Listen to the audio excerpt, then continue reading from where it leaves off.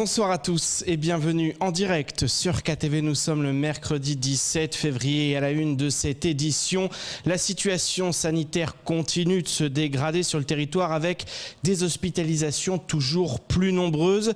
S'il convient de respecter le confinement et les gestes barrières, la vaccination constitue un autre atout pour tenter d'enrayer l'épidémie. Néanmoins, le vaccin reste source d'inquiétude.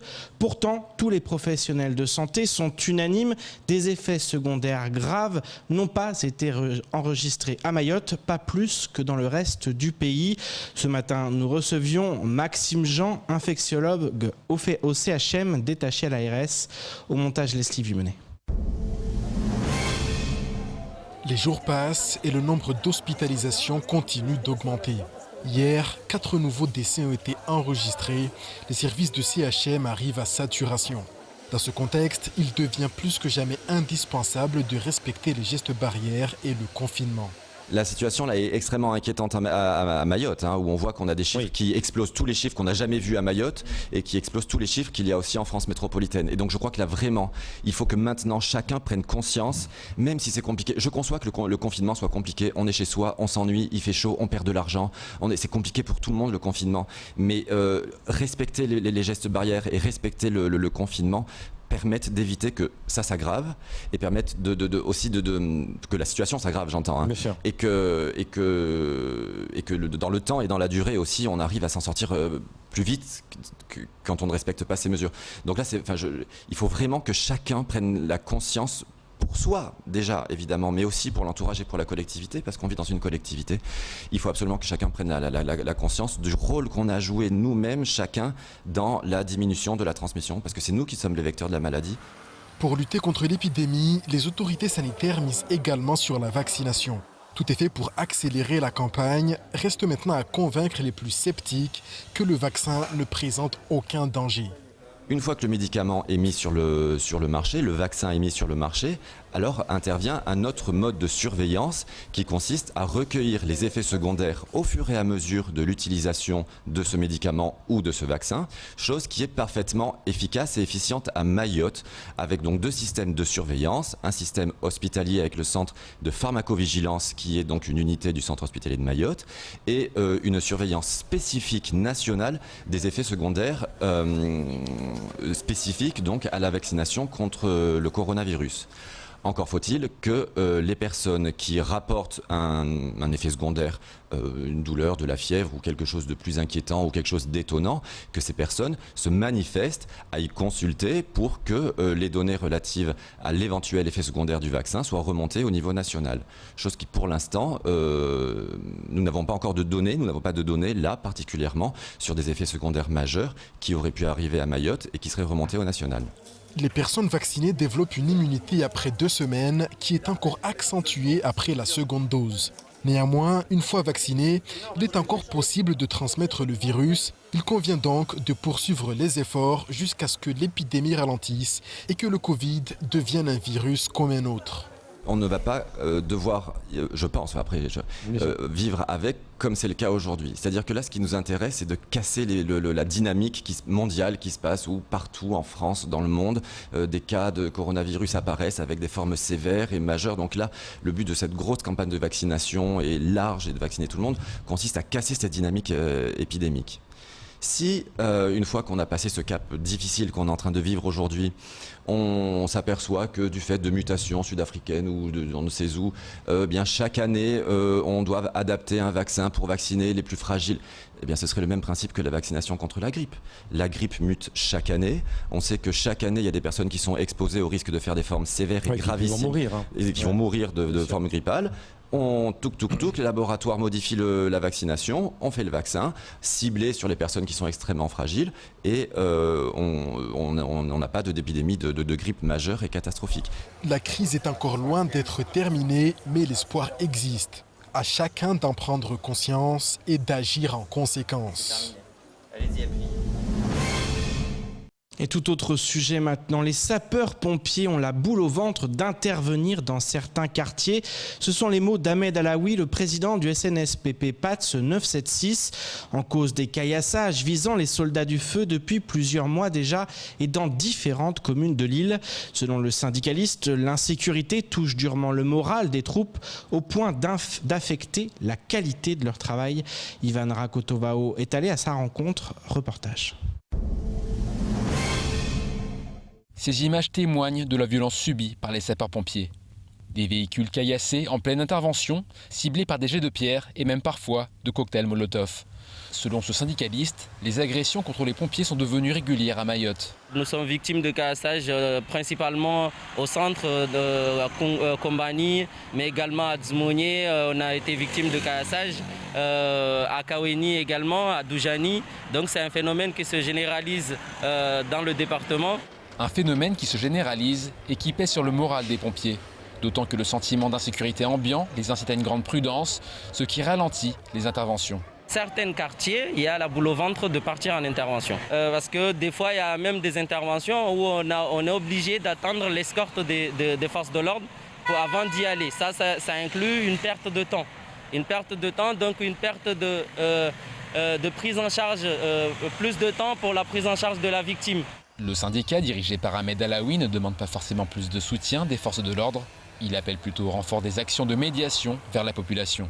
Une sensibilisation de la population, plus de communication dans les communes. Peut-être ça pourrait être fait par les maires et les élus municipaux pour sensibiliser leur population que les pompiers, ils interviennent pour nous aider et ne sont pas nos ennemis. Si les dégâts subis par les pompiers sont surtout matériels, les violences contre les secours ont atteint un nouveau palier la semaine dernière avec des caillassages, cette fois-ci contre des ambulances. Elles intervenaient alors à Sararano et Dzumonié. Et place maintenant au reste de l'actualité locale avec notamment les ambulanciers également victimes de violences ou encore les travaux sur le quai 55 à Mamoudzou. Au montage Leslie Vumenet. À Mayotte, personne n'est épargné par la violence, pas même ceux qui tentent de sauver des vies. Si les pompiers sont souvent touchés, il en va de même des ambulanciers. La semaine dernière, une ambulance a été prise pour cible par des caillasseurs à Tsararano. Le 14 février, c'est cette fois au nord de l'île, à Dzumonié, que des délinquants de la zone ont caillassé une ambulance qui devait rallier le CHM.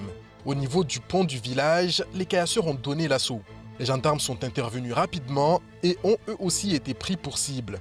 20 tirs de grenades lacrymogènes auront été nécessaires pour disperser les fauteurs de troubles. Ces événements ont fait réagir les membres du comité hygiène et sécurité au CHM.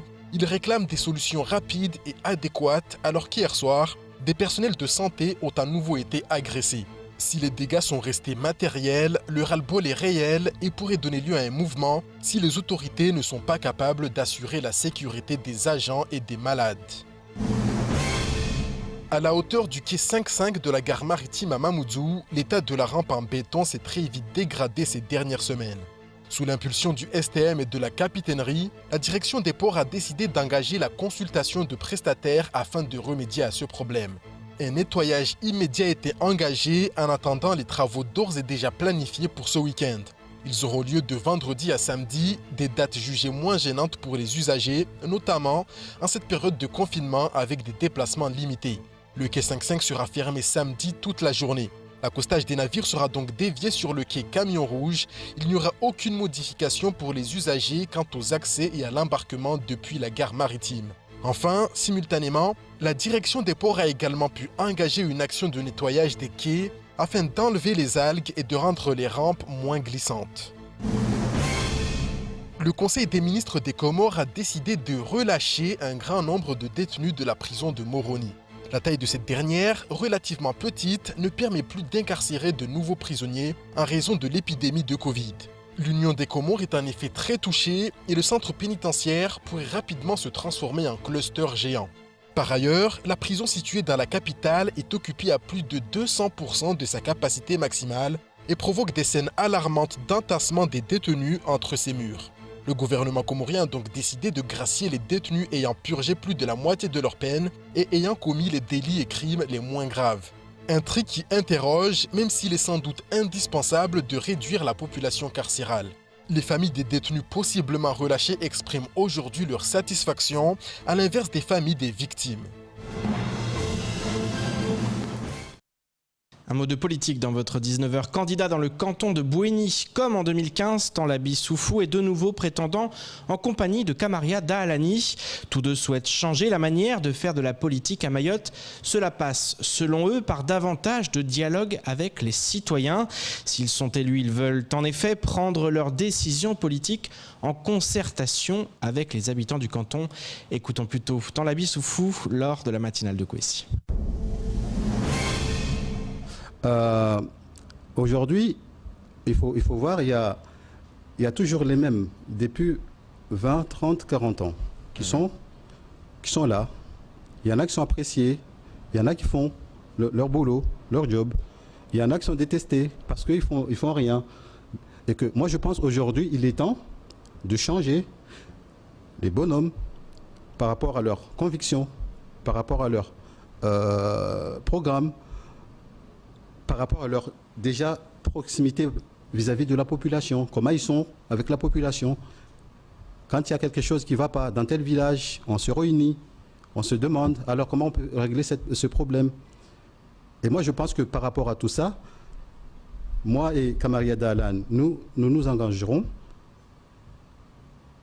de pratiquer, d'appliquer ce proche avec la population pour qu'on se dise, voilà, on se regarde en face et dire, voilà, par rapport à tel problème ou tel problème, comment vous souhaiterez qu'on règle ce problème. Éducation avant de clore ce journal. Après le confinement décrété par le préfet, le centre universitaire de Mayotte doit se résoudre à garder porte close. Pour assurer la continuité pédagogique, un plan d'action a été mis en place afin de permettre aux étudiants de ne pas décrocher. Pour ce faire, le CUFR a fait l'acquisition de licences Zoom. Des clés 4G ainsi que des ordinateurs portables ont également été prêtés aux élèves les plus précaires afin de pouvoir poursuivre les cours à distance. Des dispositifs satisfaisants pour les élèves et le personnel dans l'attente d'une amélioration de la situation. Jaïdi Maoulida.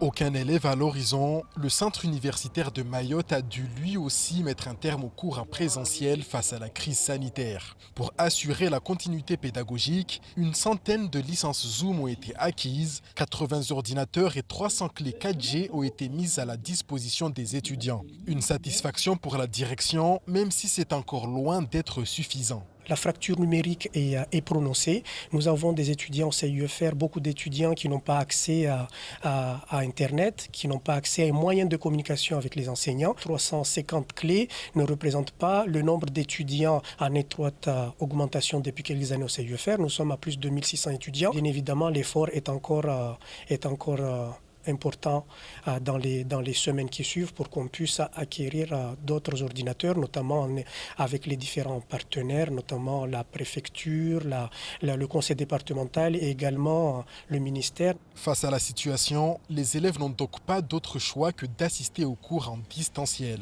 Si au premier abord, cette méthode de travail peut paraître difficile à assimiler, certains étudiants sont plutôt satisfaits des dispositifs mis en place. Les cours sont plus accessibles, les professeurs, on comprend mieux ce qu'ils disent. Quand on est chez soi, tout seul, bien posé, en train d'écouter le prof, on est bien concentré. Les ordinateurs qu'ils ont distribués, qu'ils ont empruntés aux étudiants, plus les clés 4G, ouais, ça se passe super bien. L'entraide entre les camarades, les échanges, ça ne change pas grand-chose vu qu'on est tous là. On a créé un groupe sur Internet, justement, on partage les idées et ça se passe super bien. J'aime bien ce système. Les étudiants ne sont pas les seuls concernés par cette restructuration. Le CUFR a également mis en place un plan d'action pour les personnels de l'établissement. Par ailleurs, le centre universitaire ne s'arrête pas qu'au volet pédagogique. En effet, une distribution de bons d'achat alimentaires est actuellement en cours pour les étudiants les plus précaires. C'est ainsi que s'achève cette édition. Merci de nous rester fidèles sur KTV. Je vous donne rendez-vous demain dès 19h pour tout connaître de l'actualité locale. Excellente soirée sur Kouessi.